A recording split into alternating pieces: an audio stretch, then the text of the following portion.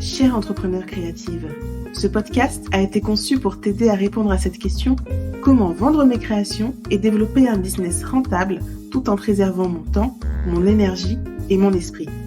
Je suis Olivia Bienvenue, cake designer durable et coach certifié, et je serai ta plus grande supportrice dans cette aventure. Ma mission? Aider les femmes aux mille et une idées à exprimer leur audace créative et à en vivre pleinement. Welcome to the show!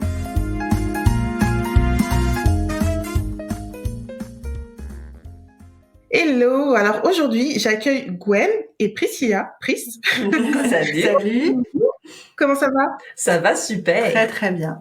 Alors vous êtes la team. Alors j'avoue, je me trompe toujours en le prononçant. Là, je vais pas me tromper. C'est Shiro Mila. C'est C'est ça, tu vois, je t'ai pas trompée. C'est parfait. Quand on fait l'effort, on y arrive en fait.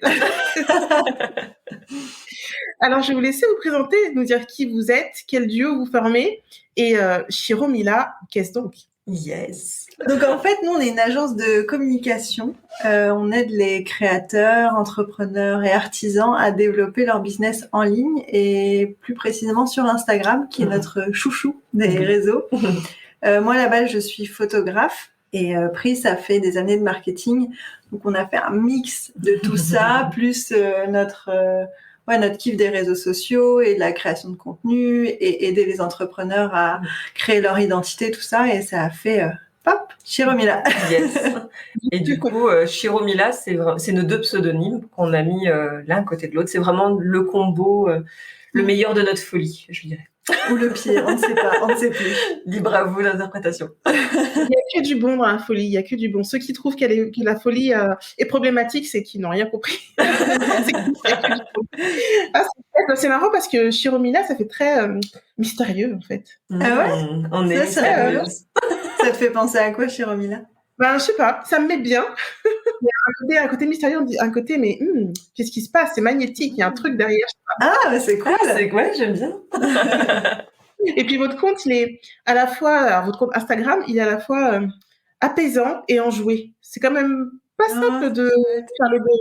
Ah, c'est un Merci très beaucoup. très joli compliment. Ouais. Ah ouais, ça fait plaisir. Nous, on prend beaucoup de plaisir à faire notre contenu et à faire nos photos.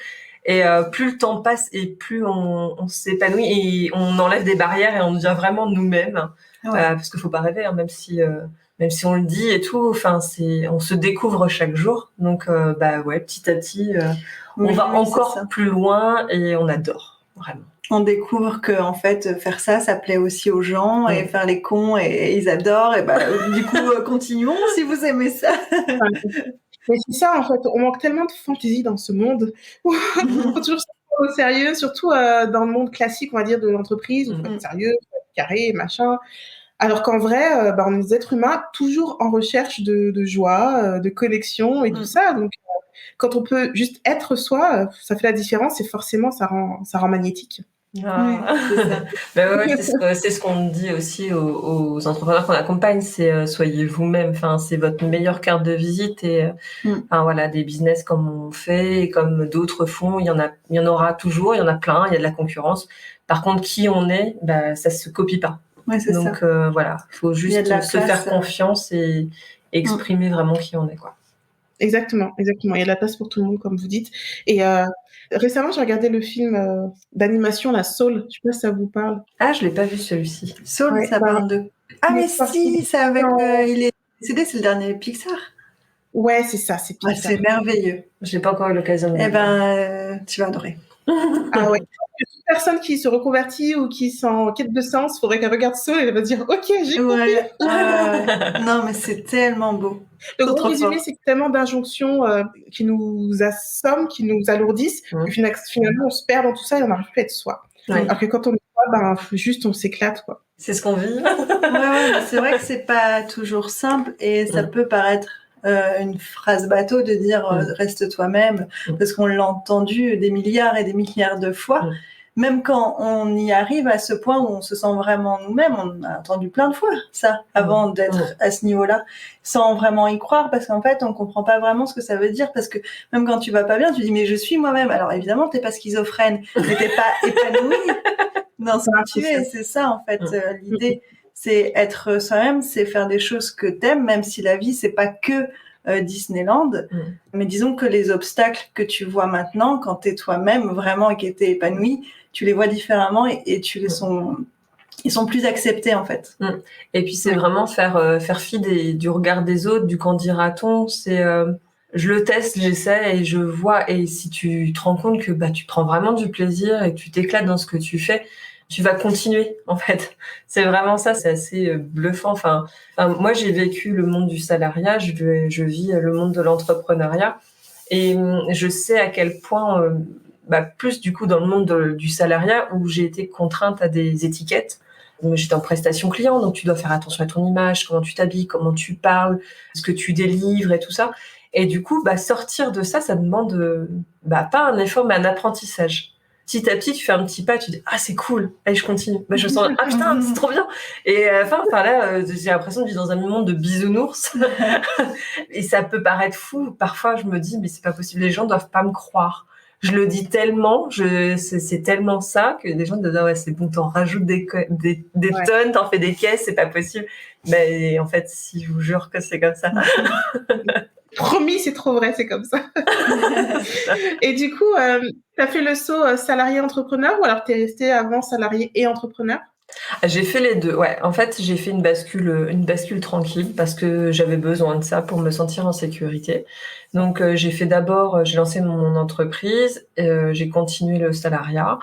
J'avais fait un aménagement d'horaire avec mon employeur, qui ont été formidables, franchement, qui m'ont vraiment accompagnée dans ma démarche. Et petit à petit, en fait, Chiromila s'est transformée aussi.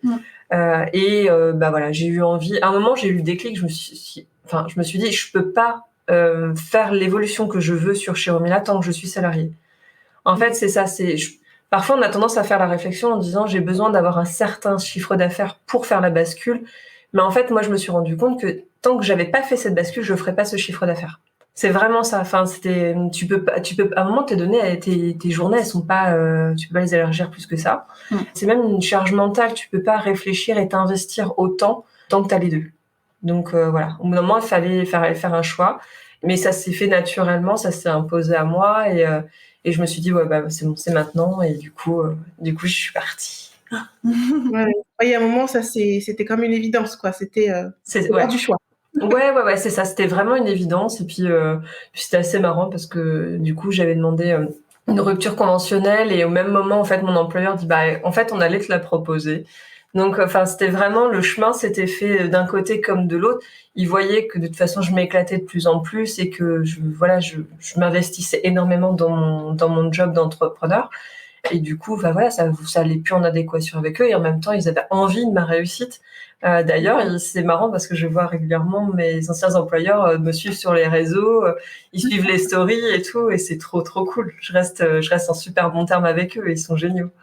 Ça fait bien d'entendre ça parce que souvent on entend des personnes qui partent par dépit parce que ça va plus et sous la contrainte en fait. Et il n'y a pas que ça, c'est possible de partir dans des bonnes conditions et ça fait du bien aussi de voir ça.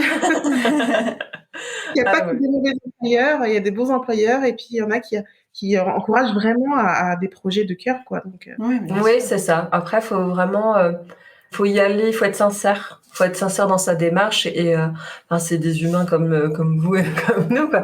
Et certaines fois, ils ont fait le même chemin. Ils sont passés par le salariat avant de monter leur boîte. Ça fait sens aussi. Donc, juste être sincère quand on y va. Pas cacher les choses, pas y aller en loose day, essayer. C'est pareil, c'est pas. Faut pas essayer de négocier des primes de départ affolantes en essayant de gratter. Au bout d'un moment, quand c'est un choix réfléchi, tu pars juste avec ce que tu as. Et puis, j'avais pas envie de revendiquer quelque chose alors qu'il n'y avait pas besoin. Tu vois, c'est ça aussi qui fait aussi, qui mène aussi une bonne relation de départ.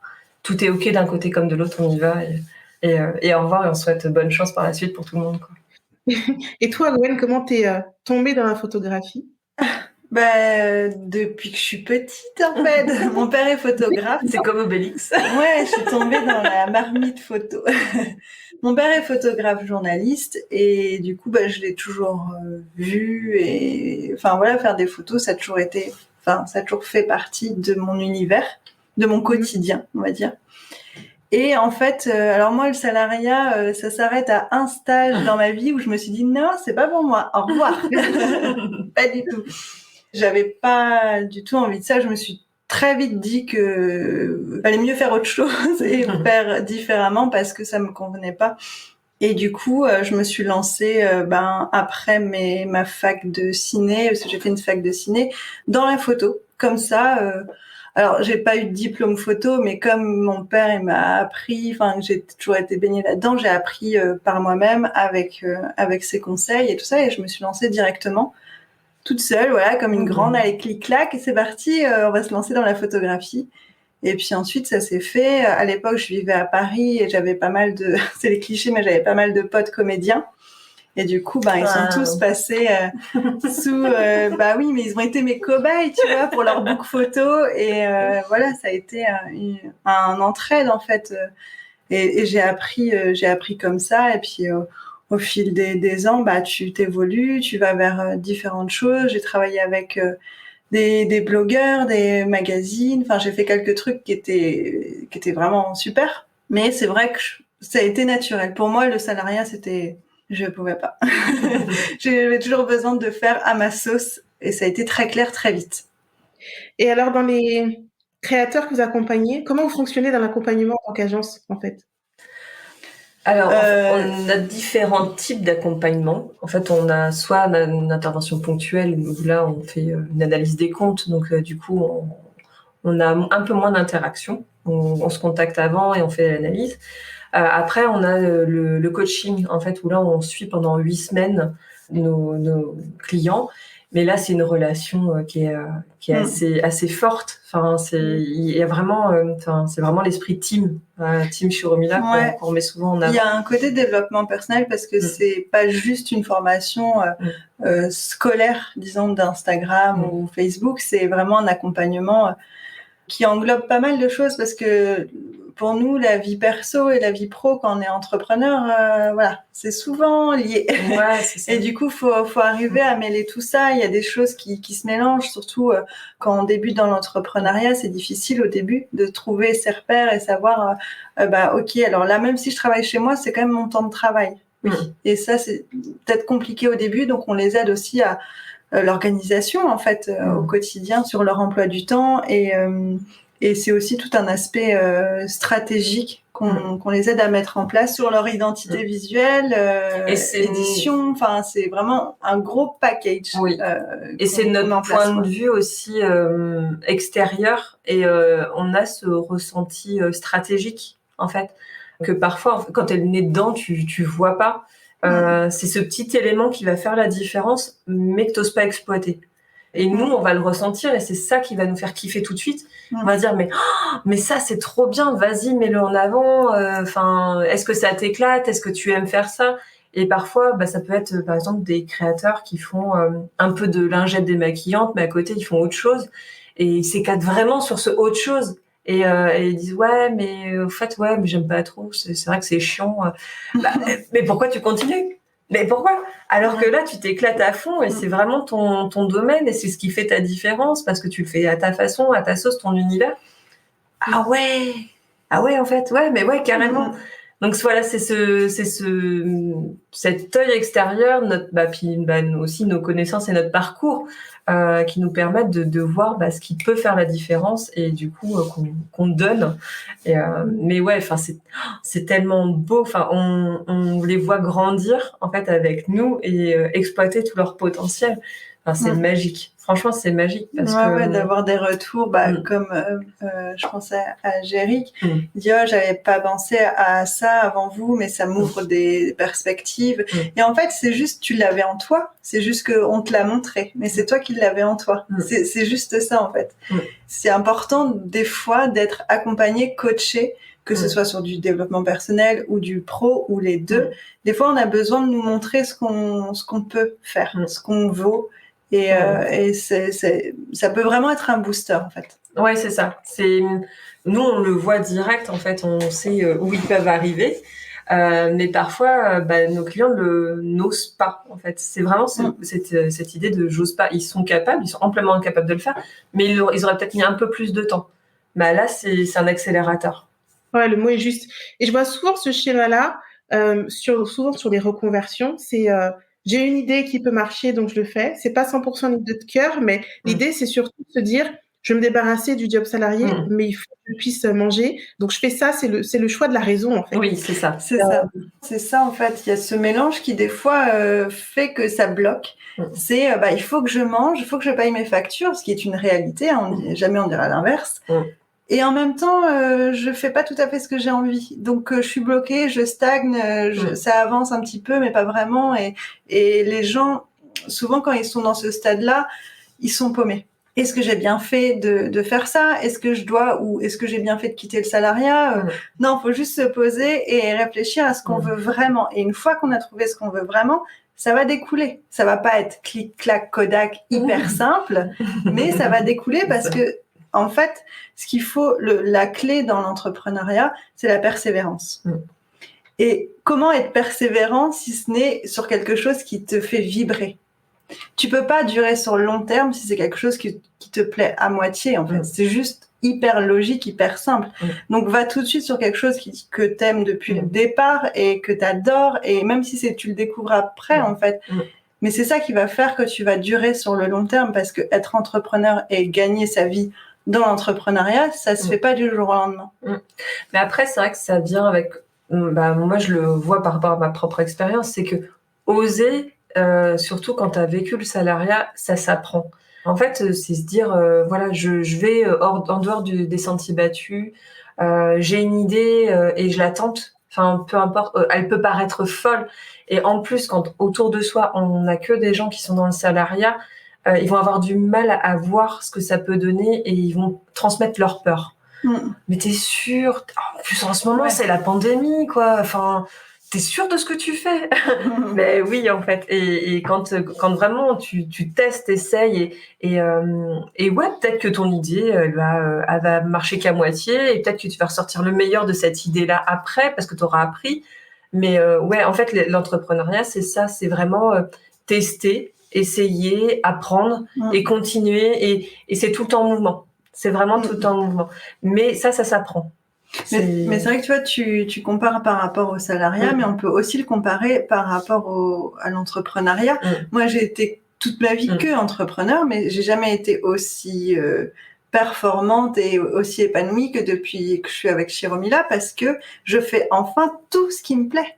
Je faisais de la photo, ça m'a toujours plu de faire que ça, mais en fait, j'avais toujours un manque, sans vraiment le savoir.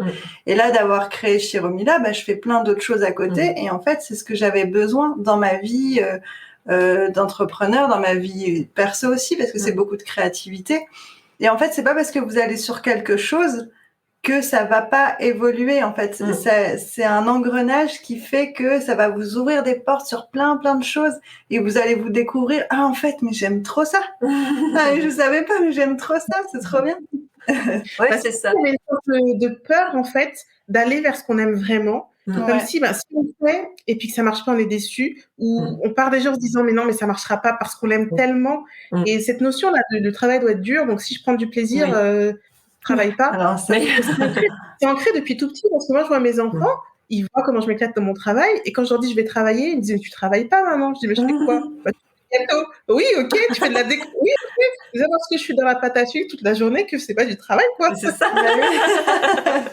Petit enfant, cette notion de tu prends du plaisir, c'est pas du travail, quoi. Pour le travail.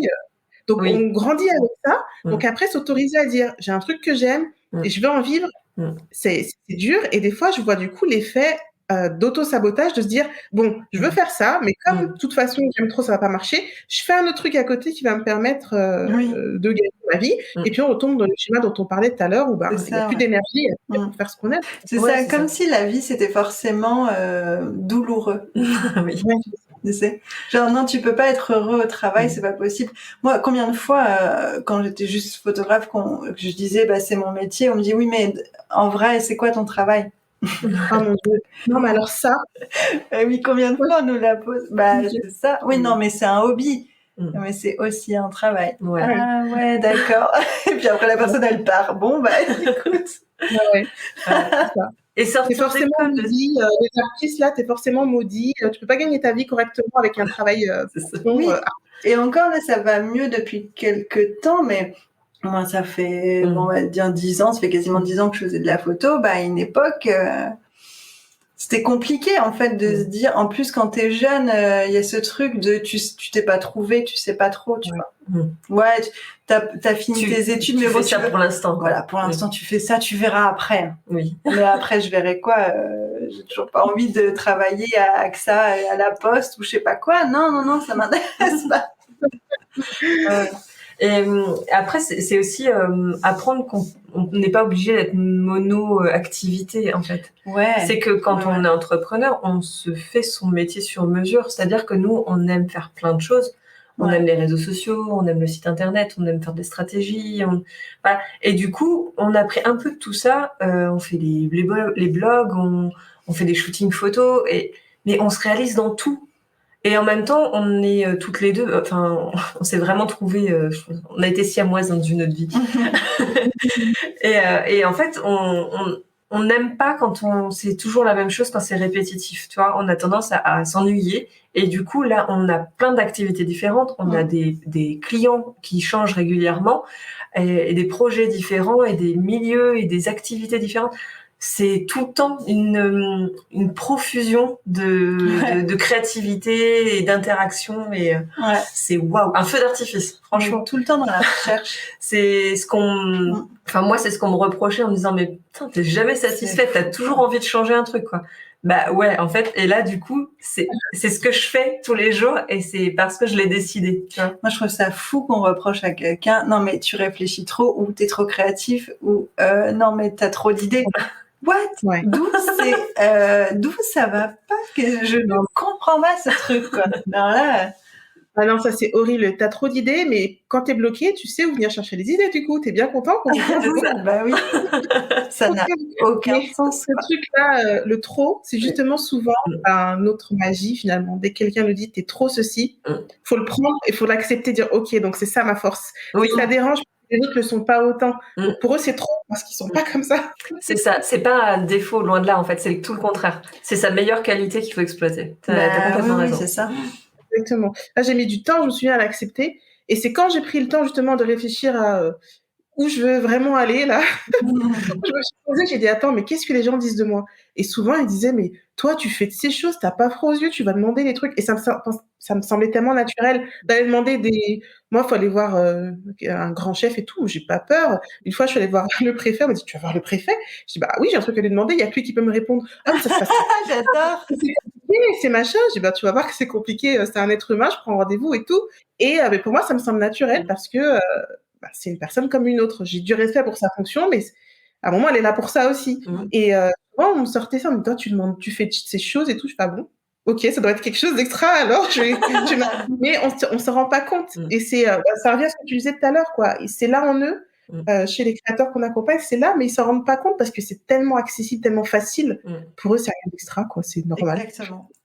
C'est ça. Ils pensent que c'est pas un talent, que c'est pas un concept, c'est pas une idée, c'est pas vendeur, c'est pas. Non mais ils vont se dire non mais je trouve ça super, mais qui va acheter? Enfin moi je m'amuse à le faire.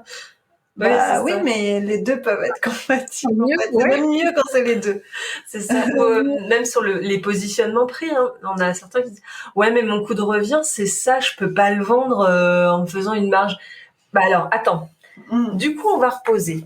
Dans ton prix de vente, est-ce que tu as inclus tes charges de communication? Parce que tu vas en avoir, tu vas devoir faire de la pub, tu te prends du temps pour faire tes posts et tout ça. Est-ce que tu as pensé à inclure un prix pour pouvoir faire des photos professionnelles? Parce que tu vas avoir une image de marque quand même à un moment donné. Alors, ton site web, ton nom de domaine, tout ça.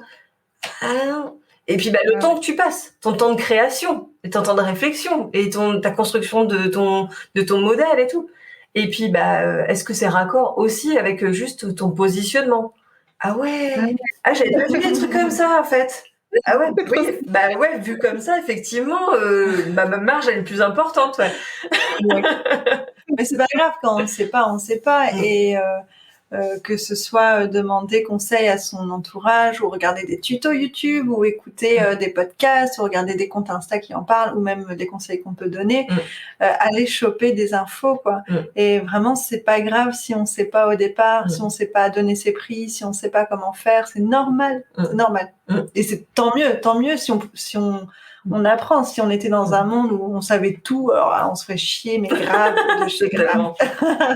Et puis, oser toquer aux portes. Comme tu disais, t'as besoin d'avoir des infos, c'est le préfet qui l'a, pourquoi te mettre une barrière et te dire je peux pas? Au bout d'un moment, toc, il y a un influenceur qui t'intéresse et que tu trouves, tu l'adores, quoi. Mais vas-y, parle-lui, essaye. Dans le meilleur des cas, elle te dit oui. Oui, il te dit oui. Et du coup, t'as une super collab. Ouais. C'est ça le truc, et au cas où, tu restes tu restes là où tu es, et c'est pas grave. Au pire, ça va rien changer, tu restes sur la même case, quoi. Donc, autant tenter, tu auras au moins eu une visibilité. C'est ça, mais carrément. Et puis t'apprends. Tu dis pourquoi ça ne l'a pas fait? Est-ce que mon image est raccord? Est-ce que ma communication était raccord? Est-ce que j'ai créé un lien suffisant? Enfin, voilà, toujours apprendre. Il y a toujours un truc à retirer en fait des éléments que tu fais. C'est soit tu t'améliores ou soit t'as la chance d'avoir passé un step. Et des fois, ça veut pas dire que c'est non à tout jamais ou c'est peut-être juste pas le moment. Peut-être ça va revenir, ça va repopper après, on sait pas. Il y a 10 ans, vous seriez imaginé là aujourd'hui? Oh non, il y a un an déjà, je serais pas imaginé. Il y a 10 ans.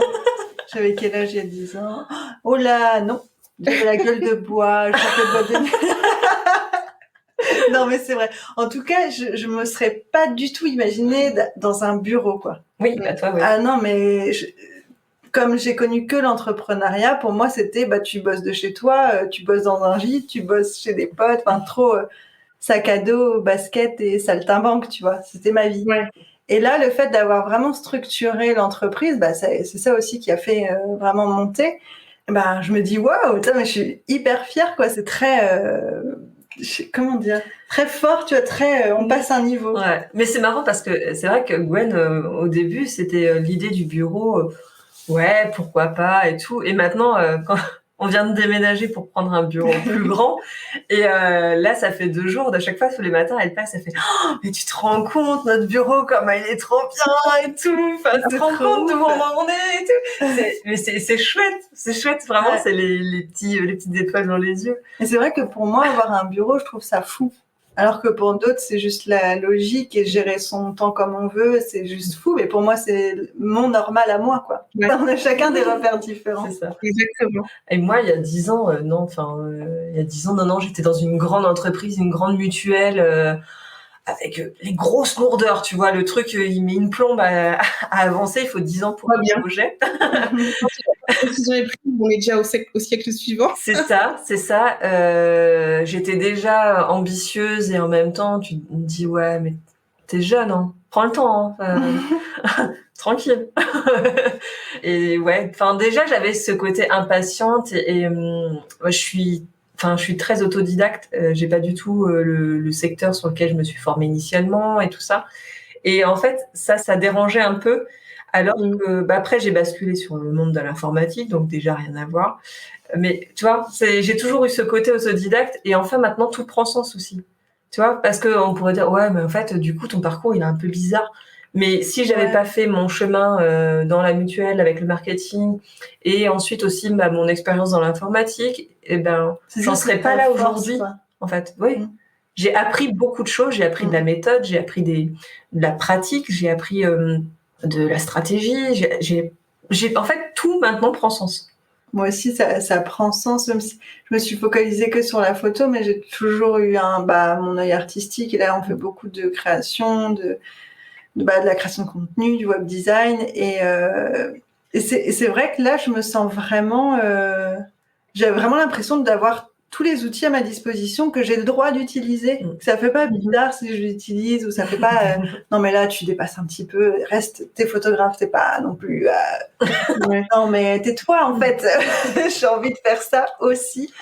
Et c'est vrai qu'avec l'entreprise qu'on a fondée, je crois que le maître mot c'est qu'on n'a pas de barrière. Ouais. On se laisse vraiment l'opportunité d'ouvrir sur plein de choses quand on n'a pas de limite. Et ça, c'est ça. Et Du coup, tu vois, même là, on est en train de repasser un step. On est encore en 2 micros et on va passer en société.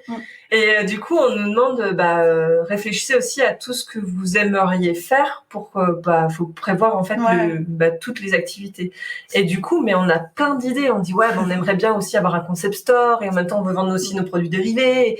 Et là, en fait, tu vois, tu peux tout mettre. Tu vois, c'est ta liste, c'est ta wish list de Noël. Et là, tu mets tout. Et en même temps, on se dit pas que c'est pas possible. Ah non, tu ne demandes pas quoi. Pareil, on se dit un local, ce serait bien finalement, peut-être par la suite d'acheter et puis de s'installer dans nos locaux. On montera une SCI et tout. Mais tu vois, et on se dit même pas c'est trop grand, c'est trop fou. C'est juste ok quoi. Ce qui nous arrive là, ça nous donne de l'ambition en fait. C'est-à-dire qu'on n'a même pas 1 an et on a déjà un bureau, on a déjà changé de bureau, on va passer en société, on va avoir des stagiaires. Bon, ça va hyper vite et on n'a pas 1 an. C'est vrai qu'on se dit mais c'est ouf quoi, c'est vraiment ouf ce qui se passe. Donc du coup, évidemment qu'on a envie de rêver encore plus loin. Nous, si on nous dit pas, de toute façon on nous dirait non, vous arrêtez là, on lèverait la barrière. Non, mais c'est ça. Non. Non, mais c'est ça, tu sais, il y a la lune, on s'en fout, on l'expose, coup de boule, on y va. On fait coucou à Thomas Pesquet. C'est ça. Et c'est beau de se dire que c'est pas fini quoi. Ouais. Dans 10 ans, c'est encore plus beau. On se dit ah ouais non mais j'étais très loin de tout ça il y a 10 ans et c'est ça qui est beau. Quoi. C'est ça. En fait, c'est toutes les pièces du puzzle qui s'assemblent et ça y est. Voilà. Le puzzle il a pas de bordure en fait. Non. Exactement. Ouais, c'est ça. Il y a en fait, pas de bordure. J'avais lu dans je sais plus quel livre de développement personnel, c'est on dit souvent vise la lune, t'atteindras au moins les étoiles. Mais même là, tu te mets une limite en fait. Exactement. Pourquoi tu vises la lune? Tu t'en fous. Ouais. Tu t'en fous. L'univers, il est infini. Tu vois, vas-y, pas.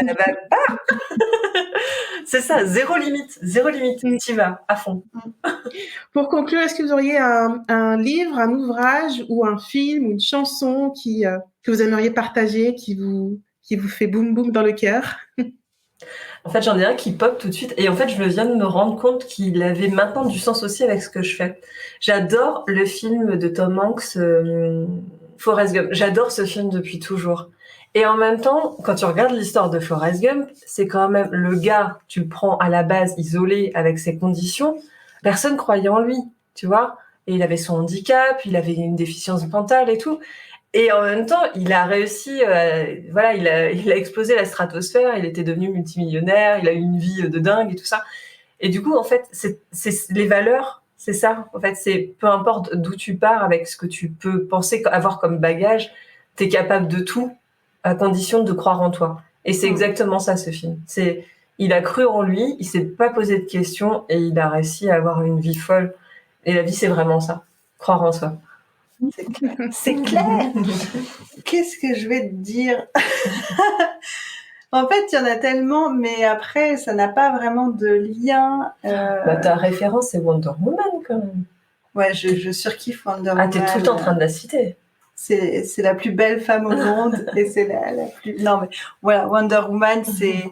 Mais je sais pas, après, si je cite... Enfin, je sais pas trop, parce qu'en fait, tu vois, avec la... La vie, elle va partir sur un truc. Avec la culture, enfin, j'ai du mal à choisir un domaine où je me dis, là, voilà, c'est telle chose qui va te donner de la force ou qui va te donner envie de créer ou qui va te donner de l'espoir ou machin. En fait, il y a tellement de films, il y a tellement de... moi, c'est plus bande dessinée ou même des jeux vidéo qui vont avoir tout ça en même temps. Enfin, il y a évidemment, tu vois, les Pixar, quand tu cites là-haut, c'est magnifique comme film, ce petit papier avec les ballons sur sa maison. Enfin, ça t'emmène dans un imaginaire incroyable où les choses sont possibles. Ailleurs, c'est trop beau, ou même vice-versa, avec le concept est trop énorme, avec ces petits bonhommes qui sont dans la tête, qui gèrent les émotions, mais je trouve ça excellent. Et en fait, après, tu vois, j'ai des références comme Kill Bill, où je trouve que c'est une tueuse au sens littéral, mais je trouve que c'est une Wonder Woman, en fait. Il y a aussi le film Jackie Brown de Tarantino, c'est pareil, c'est Wonder Woman de dingue, quoi. Après, t'as des biopics, enfin bon, il y a trop de trucs, je peux pas te dire. Mais c'est très bien. C'est très bien comme ça. Je vous remercie, Gwen et Pris, d'avoir été avec nous. Merci beaucoup pour Merci cet à échange. toi. Merci à toi, c'était super sympa.